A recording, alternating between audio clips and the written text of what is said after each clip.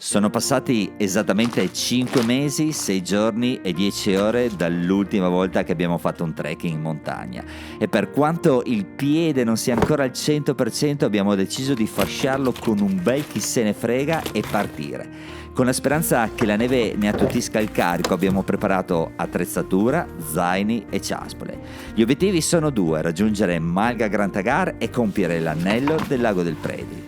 Grantagar è stato un fallimento totale, ve lo spoiler subito. Durante l'escursione è venuto giù di tutto e abbiamo dovuto rinunciare, ma vi assicuro che ci siamo rifatti il giorno successivo. Voi non avete idea di quanto sia felice a dirlo. Squadra, zaino in spalla, via si parte.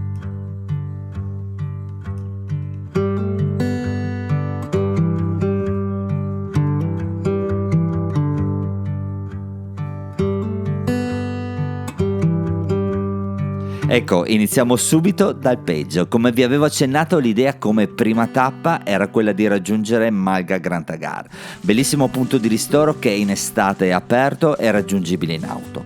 Neve bella pesantina, Allora, noi siamo arrivati, siamo arrivati al parcheggio dove normalmente vengono lasciate le macchine quando la barra è chiusa, quindi la strada è chiusa per arrivare su alla Malga. E ricordatevi che d'estate invece la barra è aperta e quindi si può arrivare fino alla Malga agevolmente. Noi prenderemo questa strada qua perché l'abbiamo già fatta io, Alex e Beppone, e quindi è la strada sicura, e sulla strada sicura è sicuro che si arriva sicuri, giusto? Sicuramente. Ok, quindi sicuramente da questa parte. Via! Purtroppo da subito inizia a piovere e la strada forestale, per quanto semplice, non è battuta. La neve è pesante, sembra cemento fresco e si fatica ad andare avanti. A 3/4 del percorso la pioggia diventa nevicata con fiocchi grandi come fazzoletti. A quel punto siamo totalmente fradici, la decisione più sensata è... vabbè. È la montagna, ragazzi, anche questo, cioè Ma non è la montagna, siamo noi. Allora, sta nevicando troppo forte, siamo inzuppati, Marta è cotta, noi siamo cotti e quindi rinunciamo. Vabbè, ci sta, fa parte del gioco. Bisogna saper fare retromarcia quando bisogna farlo e torniamo giù. Comunque insomma abbiamo fatto un bel pezzettino sotto la neve, molto bello. Si ritorna alla macchina.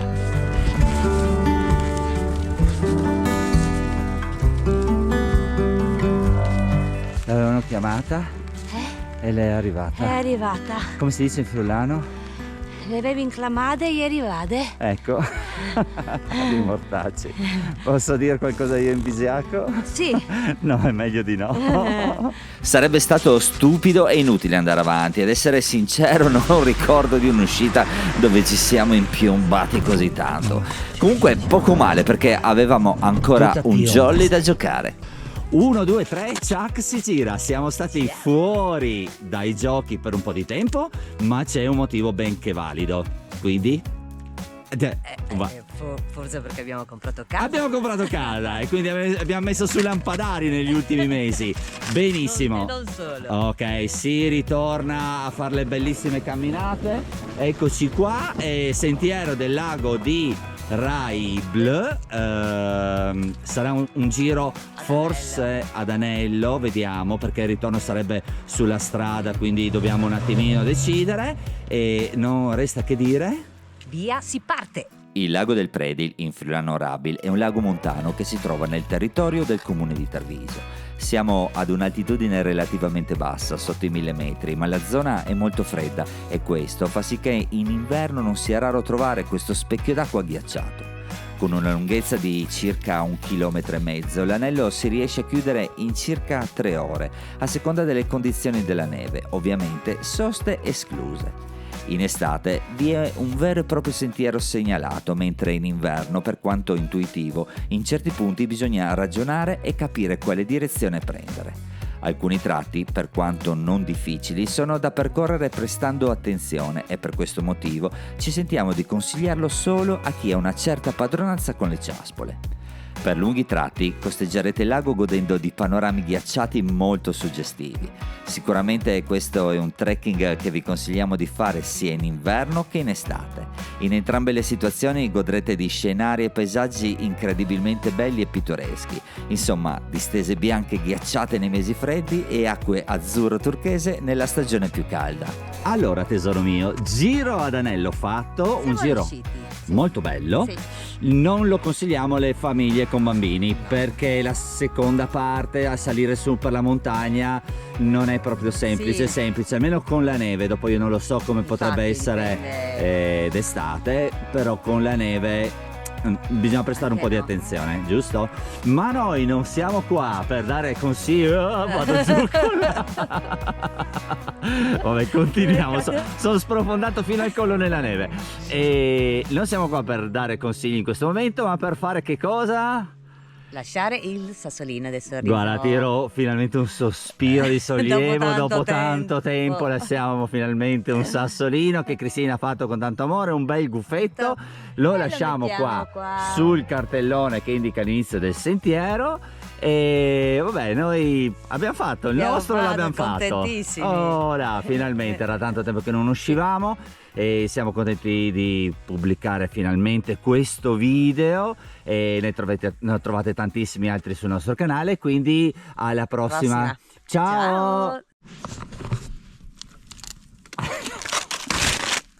Per tenere pulito il bosco. Grazie Marta. Ecco, vabbè, dai. Insomma. Ma, ma, ma- ok. Infilzini. Sei contenta? Puzza. Puzza.